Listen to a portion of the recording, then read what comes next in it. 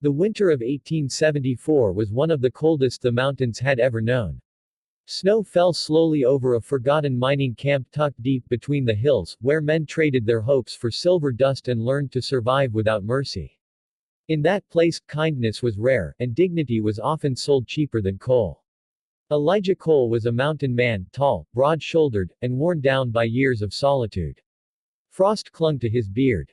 His coat was stitched from old animal hides. In his pocket rested a single silver coin. His last dollar. He turned it in his palm, feeling its weight.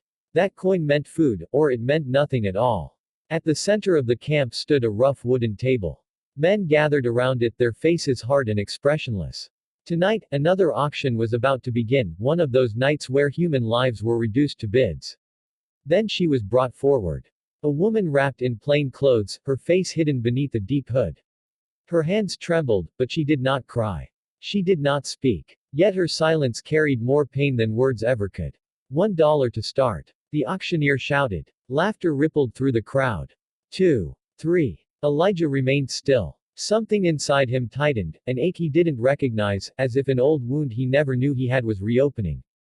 $4. Elijah closed his eyes. Then he spoke. $1. The camp erupted in mocking laughter.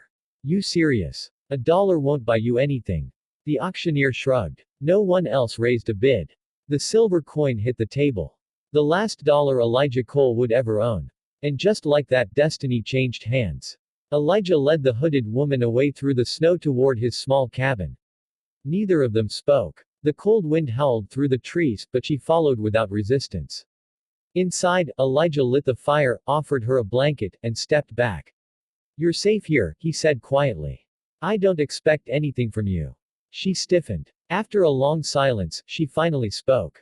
Why? Her voice was soft, broken, yet strong in a way that stopped Elijah's breath. It wasn't just a voice. It was truth. Because, Elijah said, someone once treated me like I was worth less than $1. I remember how that felt. Slowly, she lifted her hood. Her face was ordinary, but her eyes were not. They carried the weight of stories no one had ever listened to. My name is Mara, she said. And my voice is all I have left. The next morning, Mara told him her story. She had once been a schoolteacher in a small town. People used to fall silent when she spoke, not out of fear, but because her voice carried calm and clarity.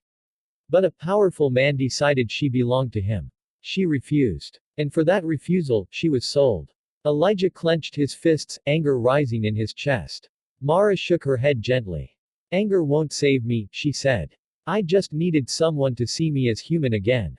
Then she sang. Not loudly. Not to impress. A simple folk melody, like a mother's lullaby drifting through the cold. Elijah felt tears burn in his eyes. For the first time in years, the mountains felt quiet. Days passed. Mara began teaching the children of the camp. Elijah repaired cabins and cut wood. Something changed. The men who once laughed now listened. The camp that had known only cruelty began to soften. One afternoon, leaders from nearby settlements arrived. We've heard her voice, they said. This place can be different. Mara looked at Elijah. He smiled. I didn't buy you with $1, he said. I bought a chance to become someone better. Years later, the valley held a school, a church, and a story passed from one fire to another. They said a poor mountain man spent his last dollar. And a woman's voice reshaped the Wild West. Because sometimes, what we think we're buying isn't a person. It's a reminder of who we were always meant to be.